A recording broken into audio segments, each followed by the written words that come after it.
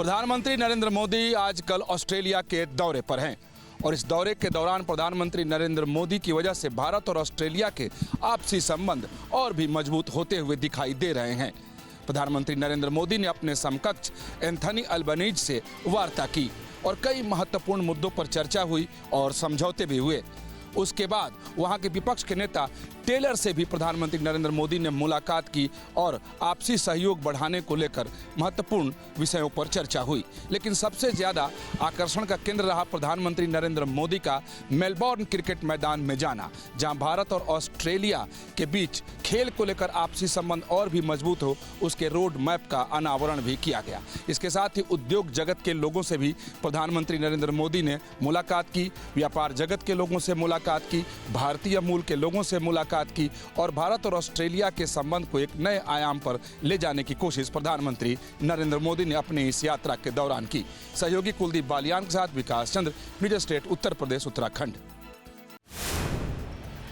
Tonic और cough syrup के नाम पर अब ड्रग्स और नशीली मद्यपान नहीं हो पाएगा। इसका फैसला अब केंद्र सरकार ने ले लिया है। दरअसल केंद्र सरकार ने ड्रग्स रूल 1945 में बड़ा परिवर्तन करते हुए इन तमाम कफ सिरप को अब H1 कैटेगरी में शामिल कर दिया है, यानी इसकी खरीद और बिक्री से लेकर के और इसकी बिक्री केवल डॉक्टर की पर्ची पर ही संभव है, ये फैसला सुनाया गया है। दरअसल बीते कई सालों से ऐसी कंप्लेंट आ रही थी पंजाब से लेकर के अलग अलग राज्यों में, जिसमें कहा जा रहा था कि कफ सिरप को नशे के तौर पर इस्तेमाल में लिया जाता है क्योंकि इसमें नींद या फिर अल्कोहल की मात्रा बहुत ज़्यादा होती है। और अब सरकार का कहना है कि जिन दवाइयों के अंदर अल्कोहल ज़्यादा होती है उन्हें डॉक्टर की पर्ची के साथ नींद की गोली के तौर पर, नींद के सिरप के तौर पर या फिर अत्यधिक इस्तेमाल किए जाने वाली बीमारियों के तौर पर ही इस्तेमाल में लिया जा सकता है, अन्यथा इसकी बिक्री के ऊपर भी पूर्ण नियंत्रण रहेगा। यानी अब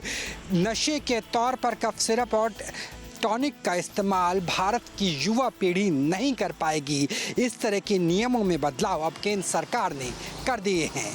कैमरा सहयोगी अजय कुमार सिंह के साथ राहुल डबास, न्यूज़ स्टेट, दिल्ली। राम मंदिर से जुड़े कथित गबन के आरोप पर अब देश की सबसे बड़ी अदालत में सुनवाई की घड़ी आ रही है। इस मामले से जुड़ी 3 अलग अलग याचिकाओं पर 13 जुलाई को सुप्रीम कोर्ट में सुनवाई होगी। मुख्य न्यायाधीश की अध्यक्षता वाली पीठ इस मामले पर सुनवाई करेगी, जिस पर देश भर की निगाहें टिकी हुई हैं। इन याचिकाओं में आरजेडी सांसद सुधाकर सिंह, अधिवक्ता अजय राय समेत अन्य याचिकाकर्ताओं ने कथित वित्तीय अनियमितताओं के आरोपों की निष्पक्ष जांच की मांग की है। इनमें से 2 याचिकाओं में मामले की सीबीआई जांच कराने की मांग की गई है। अपील की गई है कि इस मामले में सीबीआई की जांच कराई जाए। सुनवाई के दौरान ट्रस्ट की वित्तीय पारदर्शिता, धन के इस्तेमाल और जांच की मांग जैसे अहम मुद्दों पर अदालत सुनवाई करेगी। अब सबकी निगाहें सुप्रीम कोर्ट पर टिकी हुई है कि उन याचिकाओं पर क्या रुख अपनाता है और क्या इस मामले में किसी स्वतंत्र एजेंसी से जांच की आदेश क्या पारित कर सकता है। सबकी निगाहें अब सुप्रीम कोर्ट के 13 जुलाई के फैसले पर होगी। Shukla, news state. देश भर में सुर्खियां बटोर चुके शिलोंग हनीमून मर्डर केस के अंदर आज सुप्रीम कोर्ट के अंदर सुनवाई की गई। बेहद गंभीर मामला बताते हुए सुप्रीम कोर्ट के अंदर इस पूरे मामले में 14 जुलाई अगली तारीख लगाई गई है। दरअसल मेघालय सरकार की तरफ से हाईकोर्ट के दिए हुए अग्रिम जमानत के मामले में चुनौती दी गई थी और उस पूरे मामले में आज सुनवाई की गई। तो वहीं सोनम रघुवंशी का ये कहना है कि जो आरोप लगाए गए हैं वो गलत है, तो दूसरी तरफ मेघालय सरकार का ये कहना था कि ये पूरा हत्याकांड प्री प्लान था, सुनियोजित था। इसी वजह से इस मामले में सोनम रघुवंशी को सजा मिलनी चाहिए। अब सबकी निगाहें 14 जुलाई के सुप्रीम कोर्ट के आने वाले फैसले के ऊपर होगी, जिसमें ये देखना होगा सुप्रीम कोर्ट इस पूरे मामले को किस तरह से देखता है। जो विस्तृत सुनवाई होगी वो किस तरह से होगी और क्या सोनम रघुवंशी पर किसी तरह की कोई कानूनी कार्रवाई की जाएगी, क्योंकि फिलहाल जो अंतरिम जमानत सोनम रघुवंशी को मिली है उस पूरे मामले में सुप्रीम कोर्ट ने कोई दखल नहीं दिया है, यानी कि सोनम रघुवंशी की अंतरिम जमानत इसी तरह बरकरार रहेगी। 14 जुलाई को क्या फैसला आता है, इस पर सभी की निगाहें टिकी हुई हैं। मुख्यमंत्री पुष्कर सिंह धामी की अध्यक्षता में हुई कैबिनेट की बैठक में आज 10 प्रस्तावों को हरी झंडी दी गई और अल्पसंख्यक कल्याण विभाग का एक बड़ा फैसला भी आज मंजूर कर लिया है।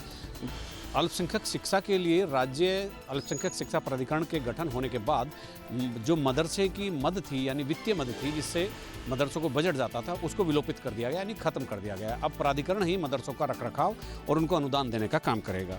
इसके अलावा एक नन्ही परी संस्थान एक पिथौरागढ़ में पहले से ही खुला हुआ है, लेकिन उसको कुछ ज़मीन दी जानी तो राजस्व विभाग की ज़मीन उसको ट्रांसफ़र कर दी गई और ये सूचना प्रौद्योगिकी का गवर्नमेंट का संस्थान है।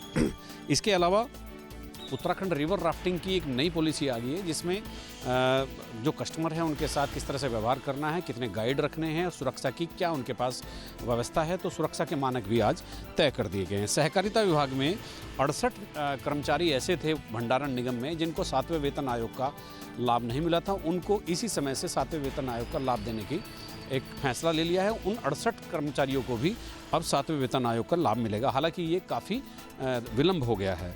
कुंभ मेले के ऑडिट के लिए 2 पद सृजित कर दिए गए हैं, ये वो अपना ऑडिट का काम करते रहेंगे। वित्त विभाग, लेखाकार और अन्य पदों के लिए पदोन्नति के लिए भी नियमावली में संशोधन कर दिया गया है।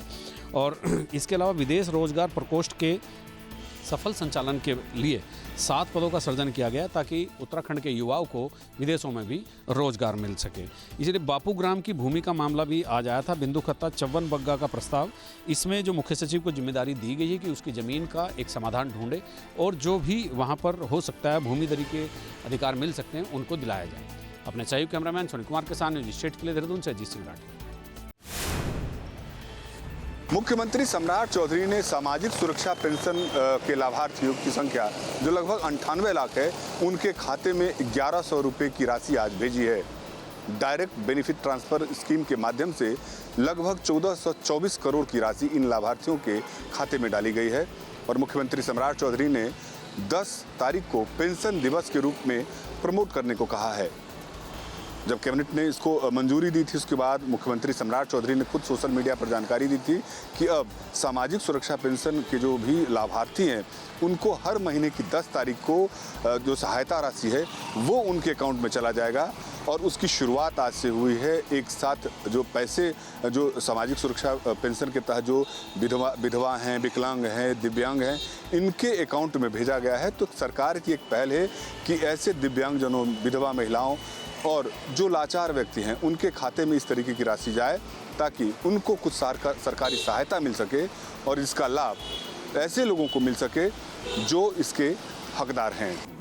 कि देश के यशस्वी प्रधानमंत्री आदरणीय नरेंद्र मोदी जी विकसित भारत चाहते हैं बनाना और पूर्व मुख्यमंत्री नीतीश कुमार जी ने समृद्ध बिहार का सपना देखा है। उस सपना को साकार करने में जो हमारे वृद्धजन हैं, विधवा बहनें हैं या दिव्यांगजन हैं, इनको पहले 400 रुपये की राशि उपलब्ध होती थी पेंशन के तौर पर, इसको बढ़ाकर 1100 रुपया किया गया बिहार की सरकार के द्वारा और ये लगातार 10 तारीख को मिले। इसके लिए लगातार सभी पदाधिकारी जिला स्तर पर काम कर रहे हैं, प्रदेश स्तर पर काम कर रहे हैं और भी जितने लोग हैं जिनका छूट गया है, सरकार का स्पष्ट निर्देश है कि एक एक व्यक्ति को चिन्हित करें। जो वृद्ध उनको पेंशन मिलना चाहिए, जो विधवा बहनें हैं उनको पेंशन मिलना चाहिए और दिव्यांगजन उनको पेंशन मिलते रहना चाहिए। वीडियो जर्नलिस्ट सत्यन के साथ आदित्य झा।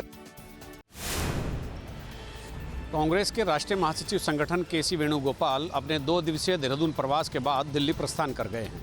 कल वो देहरादून आए थे। कल बैठकों का सिलसिला सुबह से लेकर शाम तक जारी रहा। पॉलिटिकल अफेयर्स कमेटी की बैठक के साथ साथ ही उन्होंने प्रदेश की टीम के साथ, सांसद और विधायकों के साथ, पूर्व सांसदों के साथ, पूर्व विधायकों के साथ, जिला संगठनों के साथ अलग अलग बैठकें की। और इस बैठक में जो यहाँ पर जो बड़े नेता हैं उनकी जो 23 नेताओं की सूची बनी है, जो पॉलिटिकल अफेयर कमेटी बनी है, उनसे भी डिस्कशन किया, उनके साथ एक लंबी मीटिंग की। इसके साथ ही जो वरिष्ठ नेता हैं, तकरीबन 6 से 7 नेता, जिनमें प्रदेश अध्यक्ष, नेता प्रतिपक्ष समेत पूर्व मुख्यमंत्री हरीश रावत, प्रीतम सिंह और हरक सिंह रावत, ऐसे तमाम नेता के नाम हैं, करण माहरा, इनके साथ भी 1-to-1 उन्होंने बातचीत की। कुल मिलाकर 2 दिन के प्रवास में केसी वेणुगोपालन ने ये बात स्पष्ट कर दी है कि कांग्रेस के भीतर किसी भी तरह की गुटबाजी से पार्टी को कोई नुकसान नहीं होना चाहिए। 10 साल के सूखे को मिटाने के लिए केसी ने अपने पार्टी के कार्यकर्ताओं और पदाधिकारियों को ये मूल मंत्र दिया, यदि आप सत्ता में नहीं आएंगे और लंबे समय तक विपक्ष में रहेंगे तो कोई फ़ायदा नहीं है। 10 साल की एंटी इनकम्बेंसी एक बड़ा आधार है कांग्रेस की जीत के लिए, इसको कैश करना है। वेणुगोपाल ने ये भी कहा कि जो चंदा चोरी है, चाहे राम मंदिर में चंदा चोरी हो, चाहे उत्तराखंड में बद्रीनाथ में चंदा चोरी का मामला हो, इन मामलों को, बेरोजगारी को, विकास से जुड़े मामलों को, योजनाओं को और युवाओं से जुड़े हुए मुद्दों को प्रमुखता से उठाएं। अपने सहयोगी कैमरामैन सोनी कुमार के साथ न्यूज स्टेट के लिए देहरादून से अजीत सिंह राठी। महाराष्ट्र के शिरडी में साईं बाबा के वीआईपी प्रोटोकॉल दर्शन अब महंगे हो गए हैं। श्री साईं बाबा संस्थान ट्रस्ट ने वीआईपी दर्शन की फीस 200 रुपये से बढ़ाकर 300 रुपये प्रति व्यक्ति कर दी है। ट्रस्ट के सीईओ गोरक्ष गाडलिकर के मुताबिक देश विदेश से बड़ी संख्या में श्रद्धालु शिरडी आते हैं और दर्शन व्यवस्था को बेहतर बनाने के लिए ये फैसला लिया गया है। संस्थान का कहना है कि वीआईपी प्रोटोकॉल दर्शन और सामान्य सशुल्क दर्शन की फीस समान होने से भ्रम की स्थिति बन रही थी, इसलिए सिर्फ वीआईपी प्रोटोकॉल दर्शन की फीस बढ़ाई गई है, जबकि सामान्य सशुल्क दर्शन की फीस में कोई बदलाव नहीं किया गया है। वीडियो जर्नलिस्ट संतोष पालवनकर के साथ पंकज मिश्रा, न्यूज स्टेट, उत्तर प्रदेश, उत्तराखंड।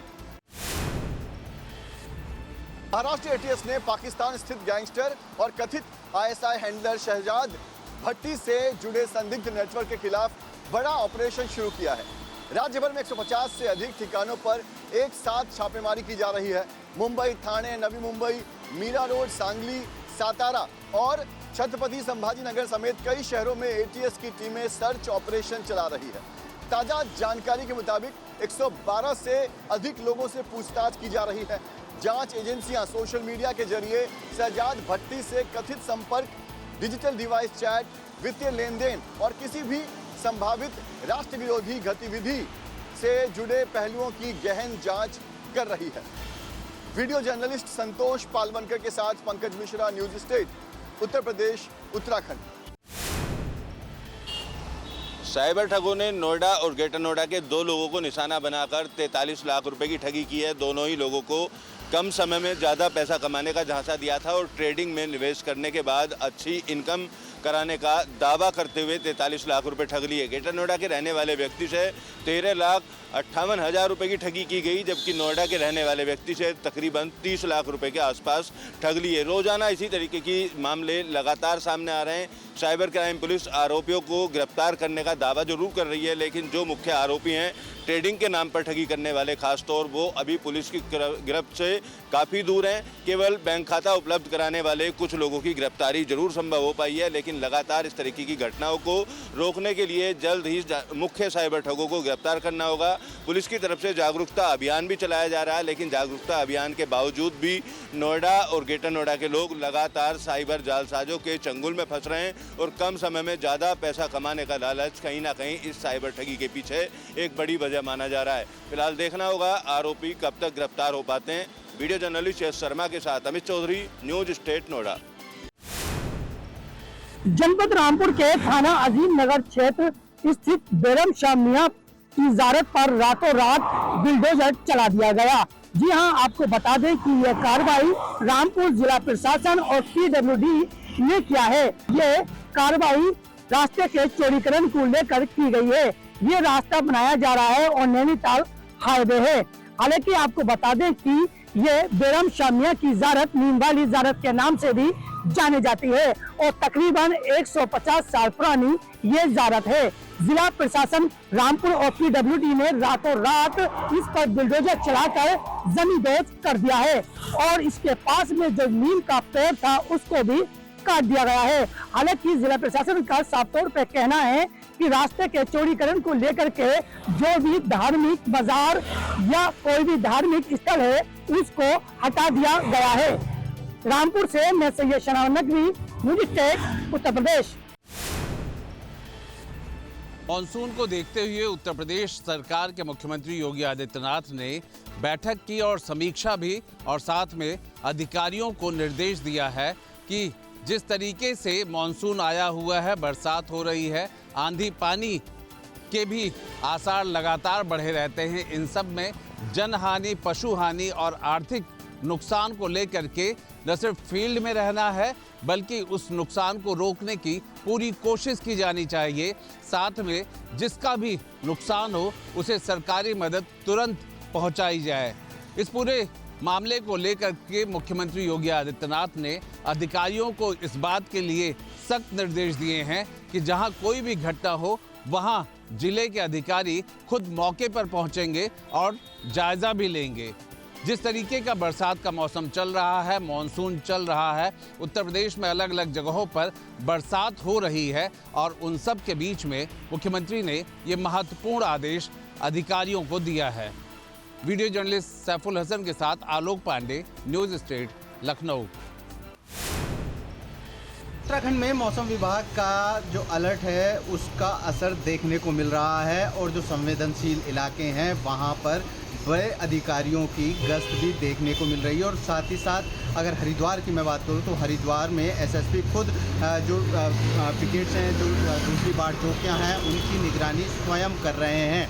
क्योंकि आपको बता दें कि जिस तरह से मौसम विभाग ने अगले कई दिनों के लिए अलर्ट जारी किया था और जिसके चलते देखने को मिला है कि जगह जगह भारी बारिश हो रही है और भारी बारिश के चलते वहां पर न केवल जल भराव की समस्या सामने आ रही है, बल्कि गंगा का जो जलस्तर है वो भी अपने उफान पर एक तरह से दिखाई पड़ रहा है। हालांकि जो गंगा के किनारे रहने वाले लोग हैं उनको सचेत किया गया है और उनको वहां से हटकर दूसरी जगह रहने के लिए कहा गया है। साथ ही साथ जो बाढ़ चौकियां हैं, बाढ़ चौकियों को भी अलर्ट मोड पर रखा गया है। इसके अलावा गंगा के जलस्तर पर लगातार नज़र रखी जा रही है, क्योंकि जिस तरह से लगातार पहाड़ों पर बारिश हो रही है और बारिश होने के साथ साथ जो उसका सीधा असर है वो मैदानी इलाकों में भी दिखाई दे रहा है और मैदानी इलाकों में गंगा का जलस्तर बढ़ रहा है। और अगर ऐसे ही बारिश होती रही पहाड़ों पर तो कहीं ना कहीं मैदान के जो खादर वाले इलाके हैं वहाँ पर बाढ़ का खतरा मंडरा सकता है। लेकिन फिलहाल प्रशासन अपनी चौकसी बनाए हुए है और लगातार